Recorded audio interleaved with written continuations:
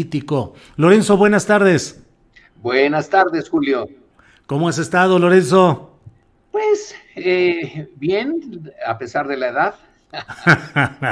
No digas. No, Lorenzo, ¿escuchaste al compañero que nos dio una transmisión desde la Casa Blanca? ¿Qué opinas de sí, este fenómeno del apoyo de mexicanos? Que no es nuevo en realidad, las visitas de Andrés Manuel López Obrador en otras candidaturas y en otras ocasiones siempre ha sido bien recibida por mexicanos que lo asumen como un hombre que lucha contra muchos de los vicios a irse. ¿No escuchas? ¿Me ya, escuchas? ¿Ya? sí, ya. Ah, ¿escuchaste todo o nomás se fue un ratito? Fue nada más un momentáneo que se fue Ah, el sonido, no hay problema. ¿cómo ves? ¿Cuál es la circunstancia? ¿Por qué hay tanto apoyo de mexicanos a un presidente como López Obrador en una visita como esta, Lorenzo? Bueno, yo no creo que sea ningún misterio. El grueso de los mexicanos que están en Estados Unidos pertenecen a esa parte de México que se encuentra en el fondo de la pirámide social, que es la base de la pirámide social, que es el mexicano no necesariamente de clase media y desde luego no es el mexicano de clase alta. Si se fueron allá como trabajadores es porque las circunstancias así los impulsaron y pertenecen al grupo social que en México y fuera de México, pues es la base del observadorismo, así que es una base natural. Yo veo eso como, digamos, algo que se esperaba. En otras capas sociales la cosa es diferente, pero no están en Washington o no están dispuestos a ir a una manifestación en Washington. Estos son autoseleccionados y están pues dando expresión a algo que también pasa en México. ¿Cuál es el apoyo que tiene Andrés Manuel según las últimas encuestas, Julio? Pues es más de la mitad de los encuestados, ¿no es así? 60 y Ujú. tantos por ciento de los encuestados. Bueno, pues estos conciudadanos pertenecen a esa parte de la sociedad mexicana que se identifica con la necesidad de un cambio de, de reglas del juego en México en favor de los grupos que tradicional, históricamente, han sido eh, más víctimas que favorecidos por la estructura de poder. Sí, Lorenzo, ¿cuál es el momento que estamos viviendo actualmente con mucha convulsión declarativa y operativa en temas como el forcejeo con el Instituto Nacional Electoral, la incertidumbre respecto al ejercicio de revocación de mandato o no, algunas expresiones de segmentos del poder clerical, el cardenal emérito o arzobispo emérito Juan Sandoval bendiciendo al dirigente de Frena en su lucha contra el comunismo. En el Poder Judicial Federal no continúa el ministro Saldívar, que era la esperanza para aplicar muy bien la reforma judicial, según decía el propio presidente López Obrador. ¿Son turbulencias declarativas, operativas? ¿Qué momento estamos viviendo, Lorenzo? No, son turbulencias, además de declarativas, operativas. Es obvio que en un intento, no sé hasta dónde llegue, yo creo que no sabemos ni tú ni yo hasta dónde va a llegar en la realidad el intento de cambiar las reglas centrales del régimen. Se le llama cambio de régimen. Bueno, vamos a ponerle cambio de reglas, de algunas reglas del juego político del régimen. Y claro que tiene oposición, no se podía esperar de otra manera. Cuando alguien, y es frecuente oírlo en los medios de comunicación, hay, se ahondan las divisiones, hay una división que fomenta desde la presidencia Andrés Manuel López Obrador, etcétera, esa división tiene una base real y es muy vieja. Si tú le echas un vistazo a la vida política de México en el siglo XIX, sobre todo en su primera parte, encontrarás esto de una manera más clara. La diferencia es que en el siglo XIX el choque de estos Méxicos, yo vería en el siglo XIX 3 Méxicos. Uno, el de las élites. Otro, el de los reformistas, las contraélites, básicamente los liberales. Y un tercero que era indiferente, estaba tan lejos de la idea de nación de México como una estructura política que pudiera funcionar, que se mantenía al margen. Entonces, el choque era entre los dos primeros Méxicos y se resolvió a base de sangre y fuego. Y no una vez, varias. El siglo XIX es un siglo de... la guerra de independencia, alguien dice que no se le debe de llamar una guerra civil. Yo creo que es una combinación. Es guerra civil porque básicamente las fuerzas que defendían el orden establecido en contra de los insurgentes, pues eran mexicanos. Claro, había fuerzas españolas, pero eran minoría, aunque ahí estaban las dirigencias.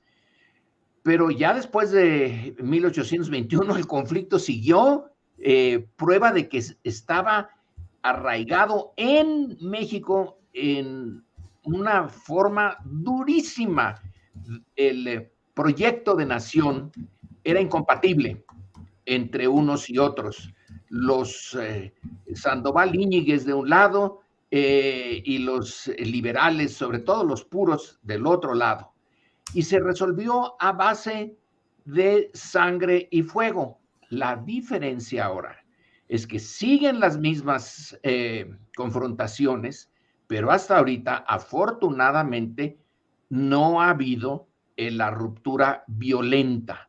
La violencia es en el discurso político, es muy violento, pero bueno, preferible que pongan toda la violencia que se les dé la gana en el discurso, mientras no ascienda a un plano distinto, que ya lo hemos experimentado y que ha tenido un costo muy alto para los Méxicos en lucha y para ese otro México que se mantiene un tanto a la expectativa, indiferente.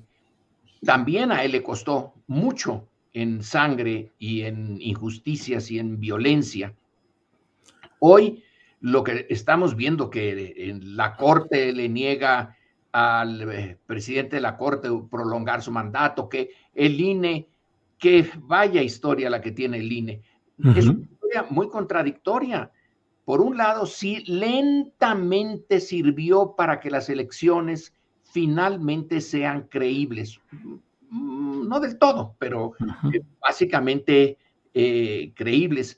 Pero su nacimiento, que ese nacimiento marca, y no es fácil quitárselo. El nacimiento no era para hacer las elecciones realmente libres, sino para que el proceso electoral no llegara a cambiar el régimen. Por eso, cuando los consejeros son, digamos, monopolizados por el PAN y por el PRI, y dejan al entonces PRD, que es otro muy distinto del de ahora, pues estaban los dados cargados. El INE nació con los dados cargados. Y ¿cómo se le quita ese origen? Pues va a ser difícil, el tiempo quizá lo quite. Entonces, ahorita están dándose duro y en el propio poder judicial, el ministro presidente de la Suprema Corte dice, sí se puede hacer la consulta sobre la revocación del mandato con los recursos que tienen. Supongo que otros miembros de la Suprema Corte han de decir, no, se necesitan más. Sí.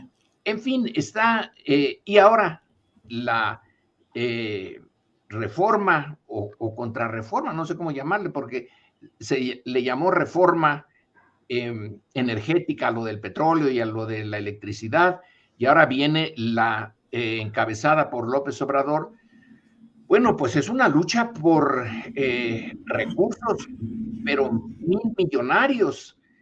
Y claro que es enconada y se disfraza en alguna o buena medida como una defensa del mercado, de la libertad eh, del capital en contra de una super organización gubernamental. Hoy mismo, si le echas un vistazo al New York Times, hay un artículo de dos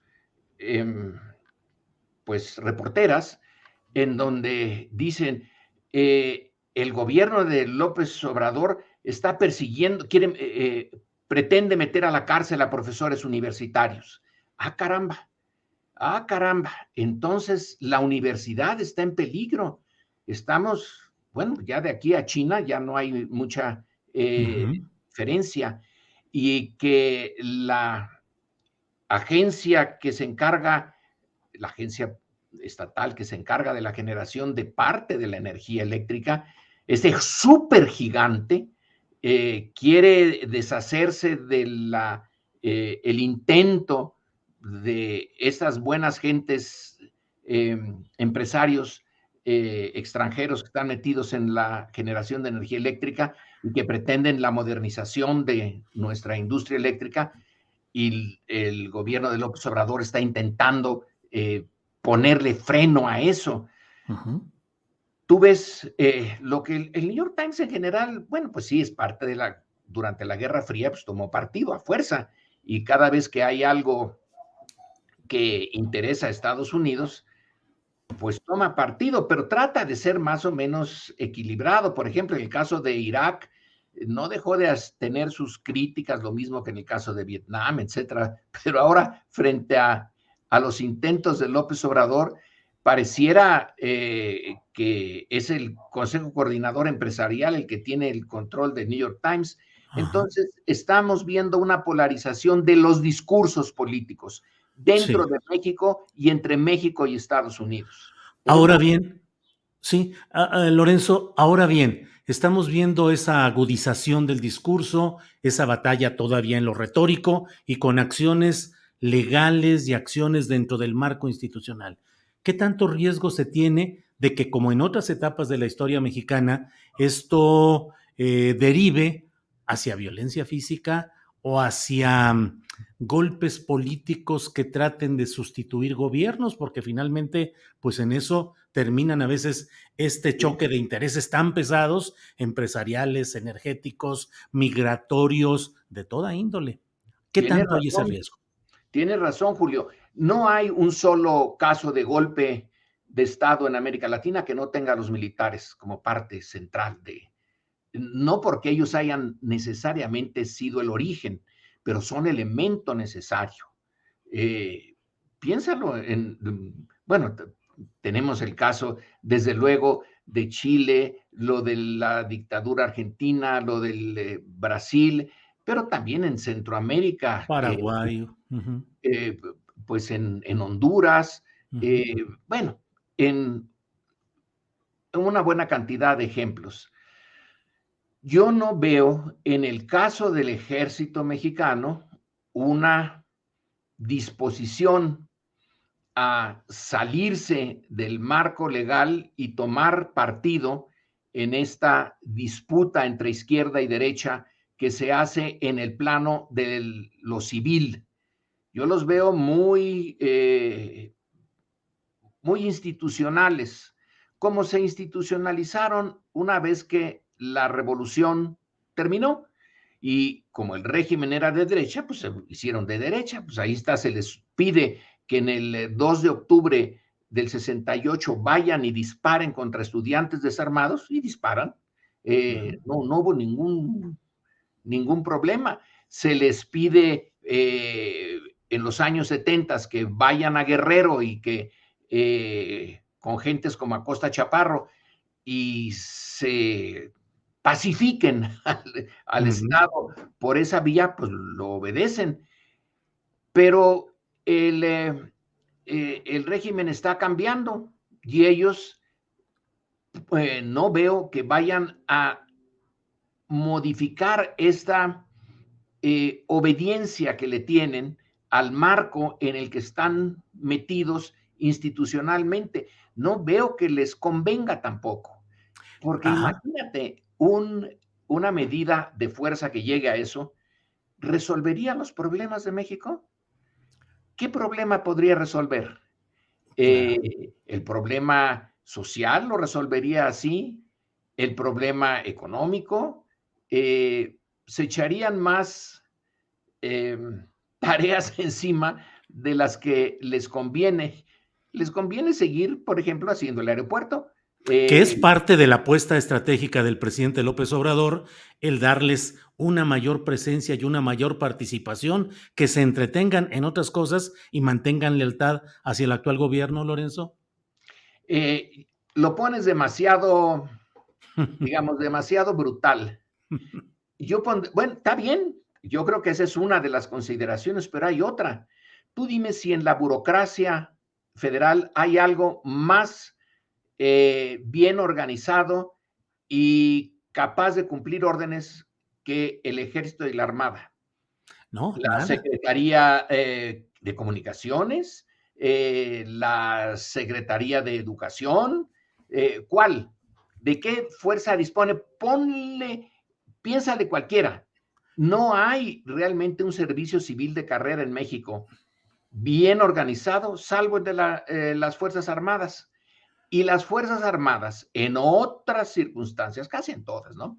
En Estados Unidos, en cualquier país europeo, asiático, africano, ponle, están ahí en buena medida para hacerle frente a otras Fuerzas Armadas de otro país, al menos Claro. potencialmente.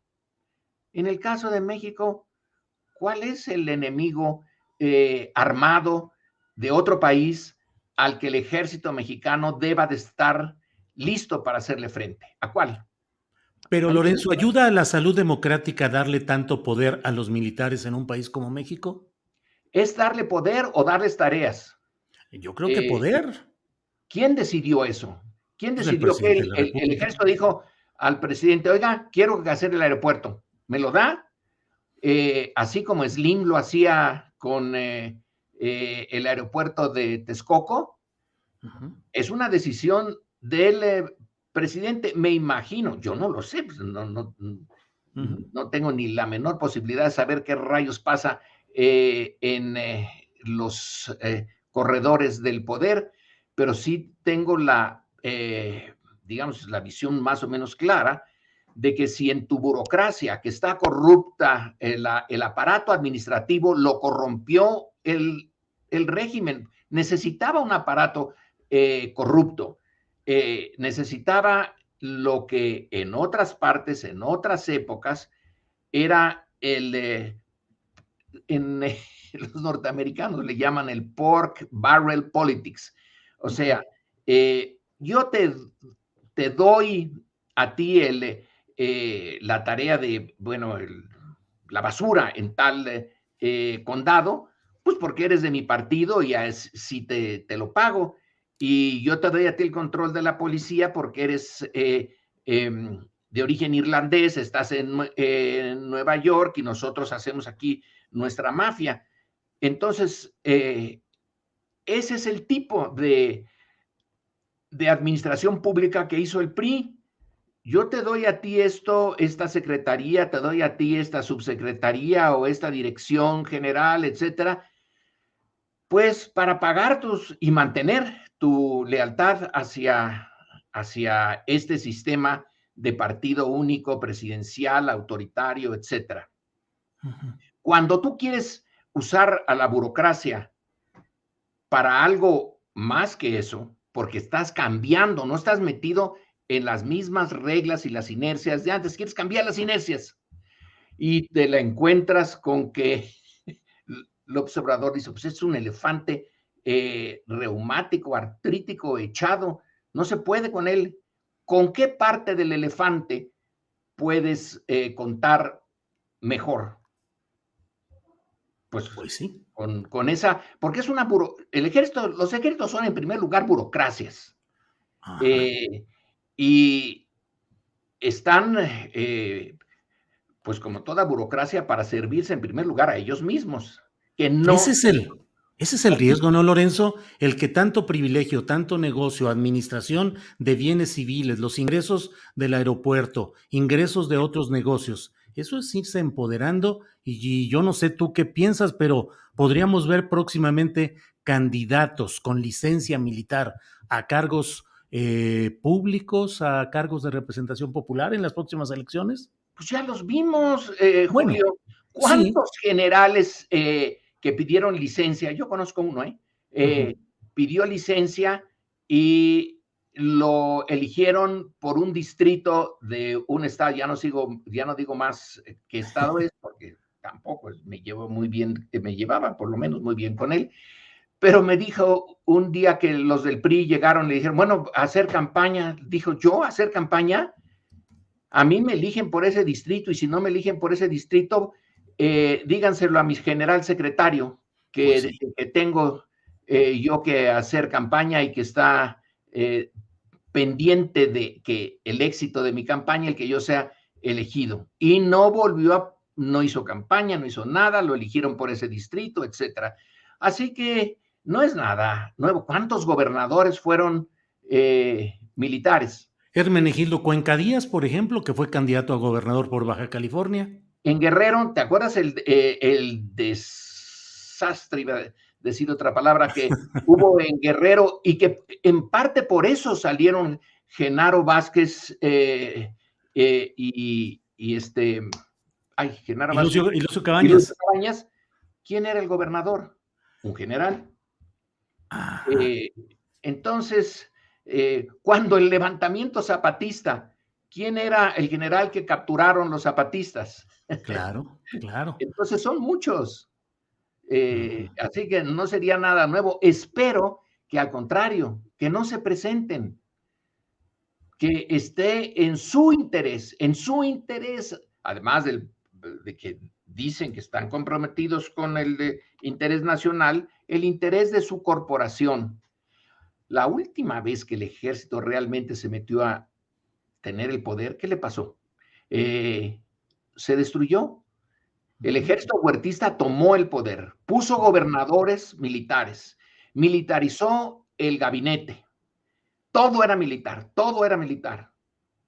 Y para abajo, el precio fue enorme. Es uno de los pocos ejércitos que fue disuelto y no volvió.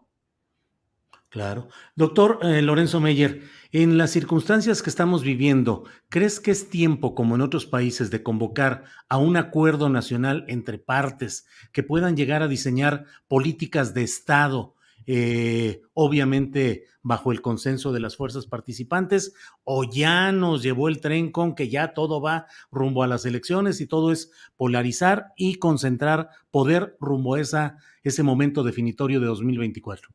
No lo sé. El sistema que creó el PRI y que siguió el PAN le dio muchos recursos económicos a un grupo muy pequeño. ¿Estarían dispuestos al consenso?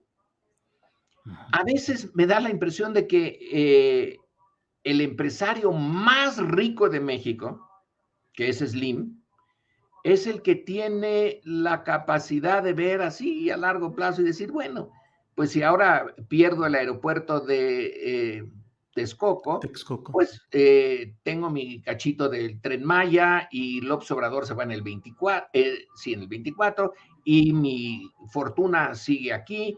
Y en el largo plazo conviene un sistema en donde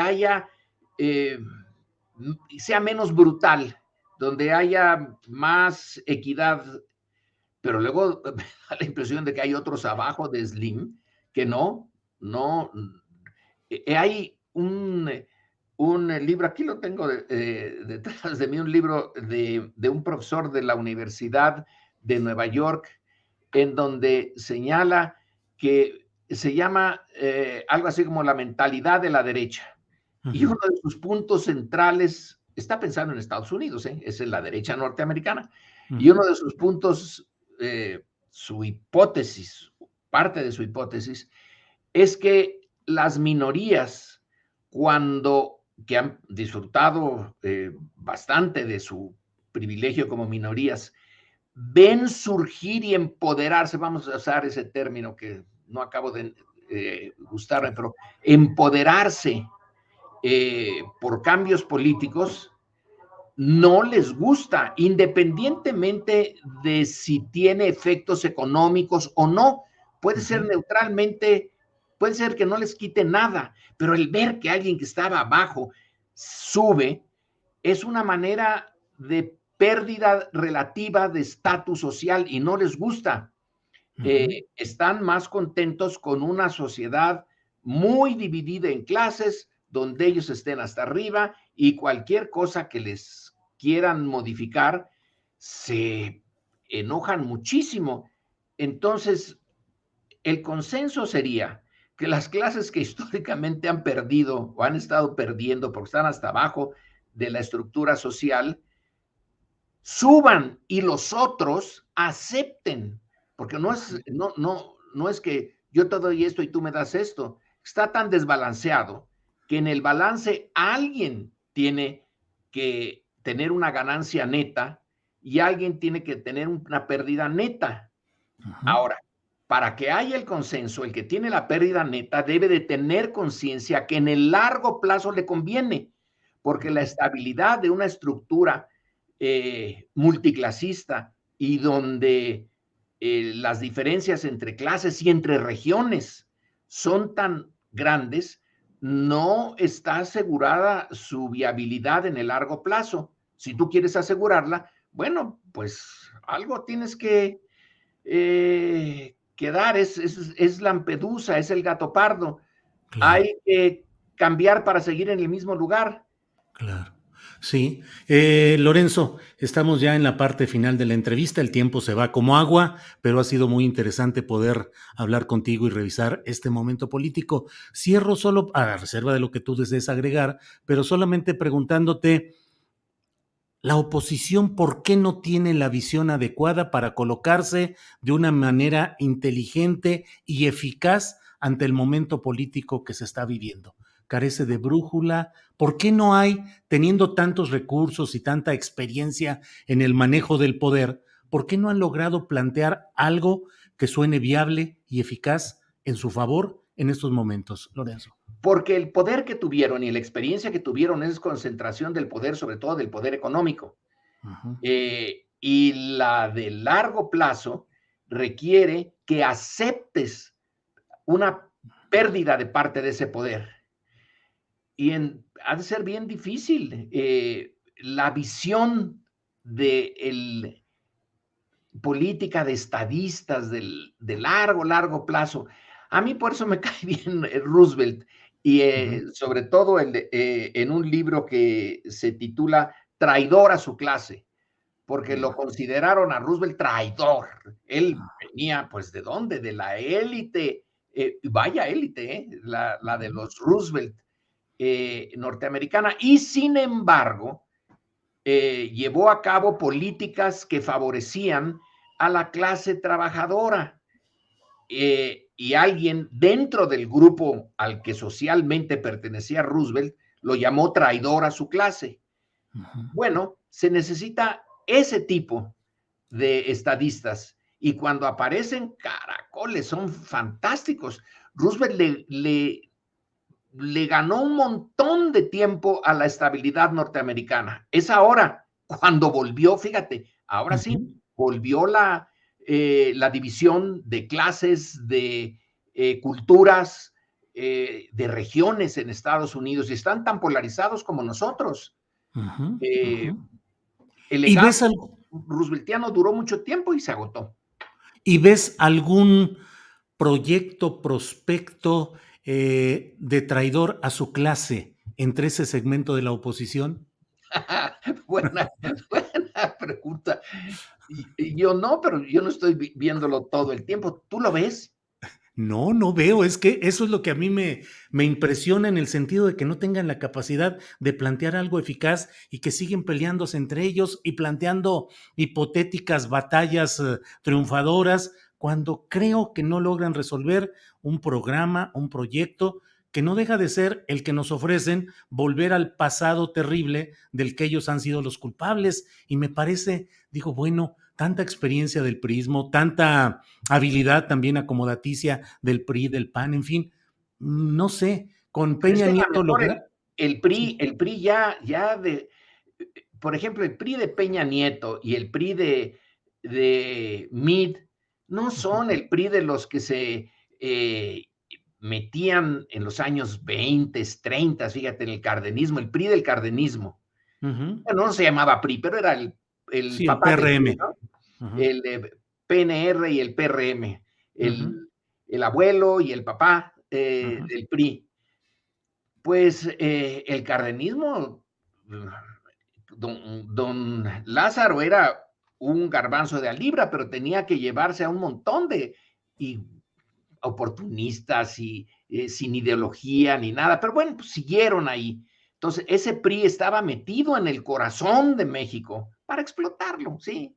Y para mantenerse ellos en la posibilidad de seguir medrando. Pero tú ves a Mid cuando le dijo a los priistas, háganme suyo, esa frase se me hace fantástica. ¿Cómo lo vas a hacer tuyo si ya ni ellos eran ellos? Ahora sí ajá, que, como dijo el poeta, yo ya no soy yo, ni mi casa es ya mi casa. ajá, Eh, ya, no, ya no están en ese contexto. ujú. Despegaron, viven la burbuja, siempre vivieron en una burbuja, pero ahora sí la burbuja ¡uing! Se fue para arriba.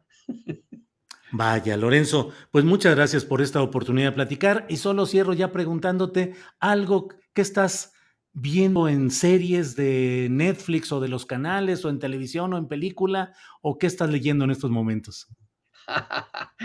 Fíjate que estoy leyendo el último libro de John Tutino, que es un profesor de la Universidad de Washington, que tiene una hipótesis pues arriesgada, ¿eh? Es un historiador.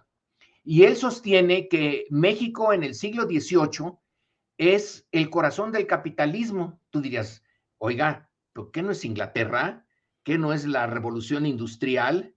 Y Tutino dice, sin la plata, que es el medio de intercambio de la Europa dirigida económicamente por Inglaterra, con Asia, no se llevaría a cabo porque Asia demandaba la plata como forma el medio de intercambio. Y Tutino nos dice que México era, al menos el Bajío, era capitalista, pero absolutamente en el Ujú. siglo XVIII, principios del XIX, donde podía haber minas que el dueño era un indígena y tenía trabajando a españoles. No creo que sean muchas, pero él da el caso concretito. Ujú. Y luego tiene un segundo libro que se llama Uno esa, se llama Creando un Nuevo Mundo, ¿es del que estás hablando? el, ay, aquí también lo tengo. El nuevo es algo de México 1808.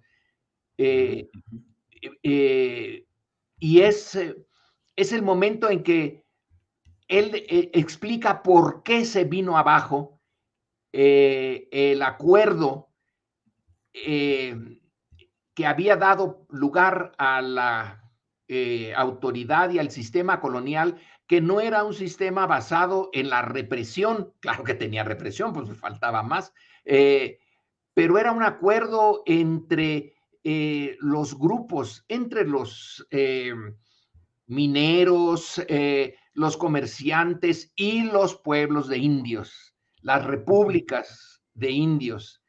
ujú. Y ese acuerdo se viene abajo cuando a los europeos se les ocurre pelearse de tal manera que dejan a España sin rey, llega Napoleón, y luego aquí, oigan, ¿y quién es el soberano? Es la disputa por la soberanía que no se pudo resolver y pácatelas.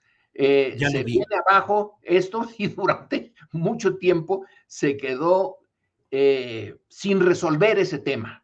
Una Ya lo sociedad vi. El unida, libro se llama Ciudad de México 1808, Poder, ese Soberanía mero, ese y mero. Plata, en una Sí, etapa de la guerra y la revolución. sí, ese. Ujú. Ah, pues, Es buenísimo, Julio. ujú, ujú, lo Y digo, tiene un aquí lo busqué montón en de Google. hipótesis Ujú. que algunos pueden decir, oigan, ya se le zafó un tornillo a Tutino, pero si ves la bibliografía, es enorme su bibliografía. Muy bien. Pues, doctor, de veras, muchas gracias por esta oportunidad de platicar con calma, con amplitud, sobre temas que son muy relevantes. Te agradezco la oportunidad y seguiremos en contacto si estás de acuerdo. Pues a mí me dio gusto, siempre me da gusto platicar contigo. Recuerdo la última vez que me dijiste que quién era el entrevistado y quién hacía la entrevista, porque te empecé yo a preguntar Pues y ya me sí. dijiste, no, no, no la mueles. Pues, exhibes mi ignorancia, Lorenzo. Usted, yo aquí me parapeto con las preguntas, pero no con las respuestas. Julio, hasta la Gracias. siguiente. Sí, si te apetece, pues. Sí, No, me no, apetece y a todos nos no. apetece. Muchas gracias. Muchas Buenas gracias. tardes. Igual, Lorenzo, que estés muy bien y muchas gracias. Hasta luego.